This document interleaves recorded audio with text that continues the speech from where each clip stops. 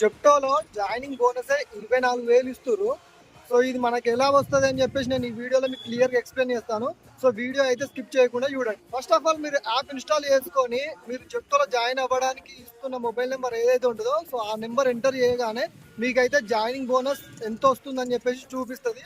ఇది ఒక్కో స్టోర్లో ఉంది, ఒక్కో స్టోర్లో లేదు. మీరు ఏ స్టోర్కి అయితే జాయినింగ్ బోనస్ ఉందో ఆ స్టోర్ని సెలెక్ట్ చేసుకొని ఆ స్టోర్కి వెళ్ళి ఒక ఆర్డర్ కొట్టుకొని మళ్ళీ మీరు వేరే స్టోర్లో చేయాలనుకుంటే ఆ స్టోర్కి అయితే చేంజ్ చేసుకోవచ్చు.